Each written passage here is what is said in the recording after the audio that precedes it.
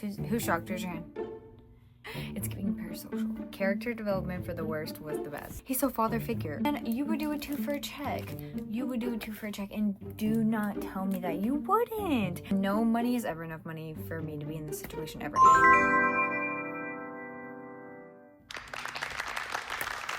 Hi. Welcome back to my channel. My name is Brooklyn. This is Brooklyn's Library. This perhaps will be the most important video of the year. What is this video, you ask? Well, you already know. Stop acting like you don't. This is my top 10 favorites of 2025. Let's get into it. In 2025, I read 50 books this year. My top genre was horror, of course. Who shocked? Raise your hand. If you raised your hand, you might be fake. You might be a little bit fake. Listen, I know 50 books is a lot. However, this is the slowest year that I have had in my reading journey, and that is really okay. So these are the books that are the best, okay? Like, I don't know what to tell you. Slowing down my reading has given me a chance to read so many more amazing books. I feel like I've had more 5 stars this year than I've had in the past couple of years that I've been reading for a while. So this list, it was so close. I had such a hard time deciding which book should go where, and I ended up meticulously thinking about what should go where, and this is the list I have compiled for you. And if you guys have not read any of these books, you need to read them literally right now. What are you doing? Number 10, we're gonna go with Dungeon Crawler Carl. Basically, Dungeon Crawler Carl is about a man who gets launched into this alternate universe once the apocalypse strikes, and he is with his ex-girlfriend's cat. Her name is Princess Donut. We love her. All of the man-made buildings and people inside the buildings died, okay? Fortunately, Carl and Princess Donut were outside because he had to take her outside for a walk at like 3 o'clock in the morning. So he got like teleported to this alternate universe apocalypse situation, and he has to go through these dungeons and survive. And everyone is watching him, and it's pretty cool. It's giving kind of giving Squid Games in the like least way possible. It's not something that I really would have picked up per se, like on my own, without my wife telling me that she really likes this book. So I heard a lot about it on BookTube as well, so I decided to pick it up and said, why not? And hey, look at it, it's one of my top 10 books of the year.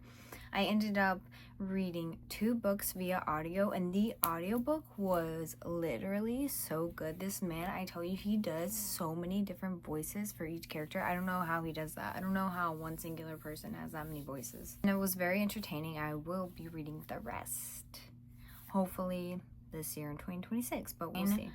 I have been meaning to read this book for a long time, and I was not disappointed. I really enjoyed this book. I think I read it in like a day and a half, maybe 2 days, more like 2 or 3 days, I think. I read this one. This one's gonna be Yellowface. Okay, I'm actually gonna read this one for you. This is Yellowface by R.F. Kuang. Authors Juniper Hayward and Athena Liu were supposed to be twin rising stars, but Athena is a literary darling, while June is a nobody who wants stories about basic white girls, June thinks. So when June witnesses Athena's death in a freak accident, she acts on impulse, stealing Athena's just finished masterpiece, an experimental novel about the unsung contributions of Chinese laborers during World War I. So, what if June edits Athena's novel and sends it to her agent as her own work? So, what if she lets her new publisher rebrand her as Juniper Song to complete the ambiguously ethnic author photo? This piece of history deserves to be told, whoever the teller This is what June believes. Okay, that's all I'm gonna read for you because literally that's all that you need to know. Basically, June is white and she's posing as a Chinese person and is basically, she's not like, okay, so she's letting the people think that she is racially ambiguous, though she is not, because she stole her best friend's, okay, best friend very loosely, manuscript, and is just using that to become popular, okay? I will tell you that the main character, June, was so annoying. This didn't deter me from putting this book on my faves. The way she was being so messy and lazy covering her tracks, I thought that she would have been caught earlier, but also I guess that her being white or whatever excuses her from getting into trouble. It was a lot. It was definitely like a book for readers. You know what I mean? And possibly like authors. I don't know. I'm not an author. Number 8 is going to be Matriarch, and this is by Tina Knowles, who is Beyonce's mother. Yes. So basically, to make a long story short with this one is just Tina talking about her life throughout, from when she was her parents, where she was born, her growing up with her siblings and family, and it was very heartwarming to hear about how important family is to her, and how there were so many strong adults in her lives and in like Beyonce's lives and everything. It was just like, this was such a good story, and I freaking cried several times reading this book. It was so heartbreaking at moments. It was so heartwarming at moments. It was so good. And honestly, I did not realize how long it was until I ran across it in the library, and that book was like this thick. I was like, dang, it really didn't feel like that. It felt like a relative I knew just telling me about their lives, which I love books like that so much. Now though, with all of the knowledge that I have on these people's lives, every time I hear Heated by Beyonce, tell me why I start to cry a little bit. Tell me why I start to cry. Memoirs, I believe that I've said it on this channel before, excuse if you've heard this, but I feel like I barely ever rate memoirs unless they're 5 stars, so I had to give this one 5 stars because I just enjoyed listening to it so much, and I felt like I learned a lot, and I feel like I know her. It's giving parasocial. Number 7 is going to be Bury Our Bones in the Midnight Soil by V.E. Schwab. This book is about toxic lesbian vampires. Okay, it's told over 3 different generations.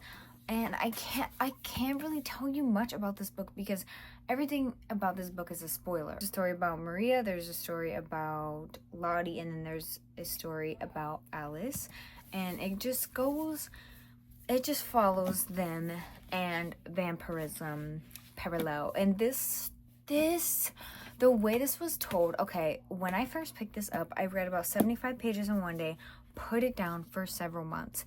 If that is what you need to do to read this book, you need to do it. Because the second time I picked this up, I was addicted to this book. I love this book so much. This is going to be a 5-star from me. I feel like I need to annotate it. It's just so many things that happen. It was so visual. I love how one of the characters, you can see them slowly lose their morals throughout time. And by the end, they were just like so ruthless without even a second thought, and you could just it was so good. It was more of a life story than plot heavy, I feel, because there wasn't like, of course there was plot points as a book. Some people hate the ending, but I really enjoyed it. I felt like it was very fitting. I felt like also it was some kind of poetic justice for one of the characters to not go as far as a different, I'm being so vague. I hope if you read this book you understand. It was kind of like sweet relief for one character not to become as ruthless as the other character that they literally hated. And I I love I just love it. The character development for the worst was the best. Alright, and number 6 is going to be The Devil Takes You Home by Gabino Iglesias. I did meet this author. I did meet him in I think October. Signed my book, and this was before I actually read this book. So let me go ahead and tell you what this is about. This is about Mario. Him and his wife's daughter has cancer, and in order to pay for her cancer treatment, Mario has to do some things and gets himself into some situations that he should not be getting himself into. He should not be involving him. But like, what is he literally gonna do? He cannot afford the treatment for the child. But and a parent like this, he's so parent. He's so father figure. Okay. I cannot really tell you more than that. Just know it's like crime, drugs, and violence heavy. Check the trigger warnings for sure if you are sensitive to any type of violence, because this was crazy. There was literally like I would never, first of all, look at bolt cutters ever the same way again. However, the whole journey of Mario and okay, don't beat my ass when I say this. I really enjoy Wonka. I really like him. Okay, what am I gonna say? I'm not going to lie to you. This was super sad. Just be aware of that going in. It was sad. It felt so real. Like, I feel like the author definitely put the feelings of what it's like to be in that super dark place and have to do things that you feel like are wrong and you shouldn't be doing this, but like you have nothing else left and whatever. And also, like, there was this specific event that happens that really drives the plot forward, and I didn't realize when I picked this up how quickly that event would happen. I thought it would happen way later on in the book. Also, something very important about this book is that it's written in Spanglish, so there's quite a bit of Spanish in this book, and I really enjoyed that. It was giving like me and my 800-day Duolingo streak. I am bilingual. This is where I really, really, really struggled to put these books in order. And am I regretting my decisions? A little bit. Just a little bit. This next book, number 5, I read this book literally a day and a half. Okay, I read 2 chapters one day, and then I read the rest of the book the next day, okay? It's gonna be Julie Chan is Dead. Listen, this could be my number 1 book too. It's just the emotions that I don't even know how to explain why this is number 5 and not number 1, but I don't know how to explain how any of these other ones are not number 1. Like, I don't even know what to tell you, okay? This book is so freaking good, by Lian Zhang, I think is how you say that. Hopefully, Queen, if I butcher your name, I do apologize. I love your book. Julie's sister, Chloe, is, okay, so they're twins separated at birth. Julie and Chloe, okay, separated at birth due to a tragedy. Okay, not at birth. Why am I saying at birth? When they were like 3, they were separated due to a tragedy that happened in their family. Okay, so one of them, Chloe, has went on to become super successful. She was adopted by this white family, and they had a whole bunch of money. She became super successful influencer, while Julie is living with her aunt, has a trash job, has barely like any money, whatever. Okay, and they don't really keep in contact that much. One day, Chloe calls up Julie and is like, I forget what she says, but she says like, I'm sorry or something. I don't remember. Anyways, then confusing. And then Julie discovers Chloe is dead, and it's like, I want a little taste of this life, you know what I'm saying? And you would do it too for a check. And do not tell me that you wouldn't. Don't tell me you wouldn't, because you're lying. Okay, if you had a twin that you don't talk to, you're broke, you hate your living situations, you hate your job, you have no money, and this person looks exactly like you, and you have nearly nothing to lose, you're saying you wouldn't take that chance.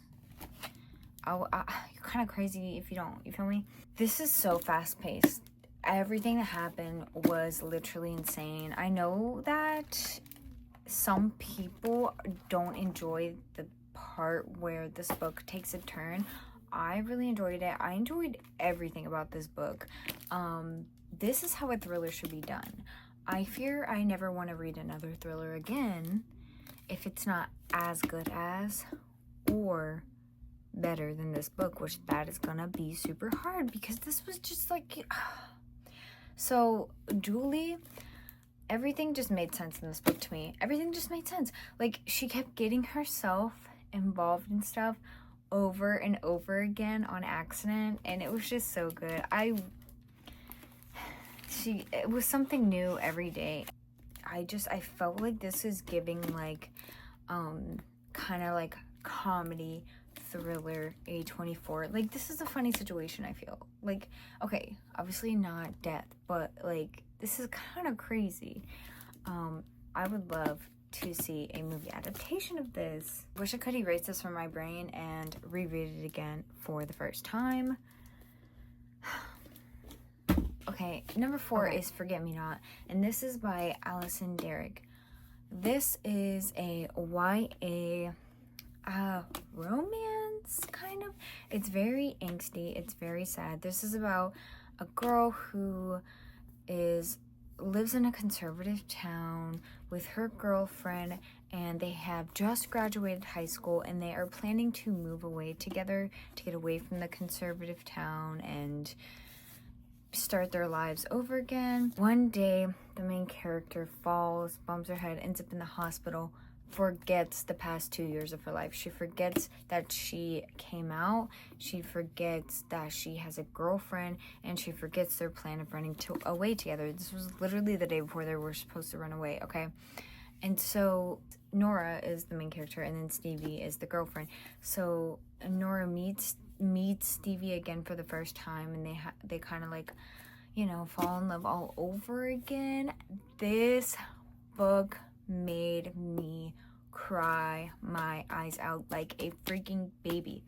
I don't know if this particular story just hits different with me or what. To think about this book from Stevie's perspective, I wanted to shed, and I did shed, a million tears for this girl. This story, I'm not gonna lie to you, it was written kind of young. This is YA, but I felt like it was kind of younger than how old the characters are, but I do feel like it made sense since they're like 18, 19, but then she forgets 2 years of her life, so she's kind of like mentally 16, 17.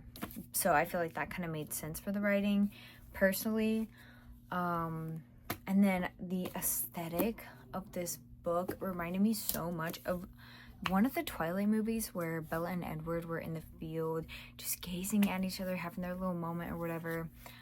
This was so good. It was so good. And it was so sad. And if you haven't read it and you like the amnesia trope, like lesbians, then pick this up and check trigger warning because there's hella homophobia in this, like a lot. Okay. And number 3, and I don't have the book in front of me, so I forget the last name to this. This is gonna be We Used to Live Here, but there's a family that knocks on the door to this house and it's like, hey, yo, let me in. We used to live to this house. And then the main girl is like, okay, sure, why not? And they come in, and then just like crazy things happen, and they do not leave. They do not leave for anything. And the main character is starting to like spiral and question her life and is like, what's going on with this book? This book, you wouldn't expect this book to be so freaking trippy. It was. I went on a Reddit deep dive after this book, and oh my god, it was okay. I don't have to say oh my god it was so good about every book because obviously this is my top 10. I would accidentally get myself into this situation. I know. If in theory, if I ever answered my door I would accidentally do something like this, and that is my biggest fear. It did make sense to me that the main character let these people in because they had kids with them. It was snowing, their car something was wrong with their car. They didn't have a phone. They needed to use the phone. Oh, and they had like emotional ties with this house. It made so much sense to me why she would let them in. And like, I feel like I would do that too on accident. Especially she was there by herself. And like, her wife wasn't there to be like, don't do that, you idiot. I really want to buy this book and annotate this and figure out all the puzzle pieces to see if I can put it together. And I heard that there was a Netflix adaptation coming, but I don't really know what the tea is on that. Book number 2 is going to be Shy Girl by Mia Ballard. So, the main character in this book is broke, so she's like, oh, let me get a sugar daddy to pay for my stuff. And so she goes online, finds this guy who wants her to act like a dog. Not enough money for me to be acting like a dog. No, I don't care what the price don't care what the price is. So she goes to this guy's house. He's like, hey, yo, can you act like a dog for me or not? And then she was like, okay, bark, bark. And then she ends up getting trapped there. And this book haunted me. It was disgusting. I could not put this down until I finished it. And when I wasn't reading it, I was thinking about it. It's definitely, though, I would say girly pop horror. The reveal of it had me shook because I was like, why would they do that? Why would that specific person do that? Like, get out of there, girl. Get out of there. What are you doing? And no money is ever enough money for me to be in this situation ever. And when he handed her that check, I was like, that's it? That's it for what you did? You're crazy. I read this on ebook. I bought it on Kindle. Place your guesses in for what my best book of 2025 is. Right now. I will give you a hint. I have talked about this on my channel. And my number 1 book of 2025 is going to be Pen Pal by Dathan Arbrock. Oh my god. This freaking book. This guy recounts memories of his childhood that have a deeper, sinister meaning behind it. It's not as innocent as he once believed. I can't tell you that much because the whole thing is the story leading up to what happened.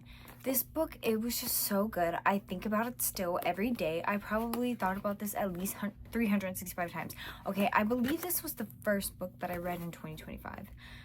This book, it was just so good. It was formerly a Reddit story, and what I love about the writing style of this is it felt like I was sitting at a campfire with some of my close friends who brought their friend that I met a couple times, but I'm not close with, okay? But then he finally decides to open up and tell us his life story and why he is the way that he is, and I'm just sitting there listening to him for 4 hours while we sit by the fire. It's dark, we're drinking. It's like, that's exactly how I felt reading this book. And I cannot stop thinking about it. The big reveal had me absolutely shook. Like, it was expected, but it was like the way that it was revealed, I had chills. I cried in this book because for one of the characters I felt so bad for. And I have yet to find a book this good. Besides, I have yet to find a book this good, period. Let's just leave it at that. And I want to reread this. I want to take like a full deep dive. Maybe I want to make a whole video on this book. I'm so obsessed. Like, I don't know. So those are my top 10 books of 2025. Have you read any of these books? Are you planning on reading any of these books? Please let me know. Let me know your every thought down below. I need to discuss. All right.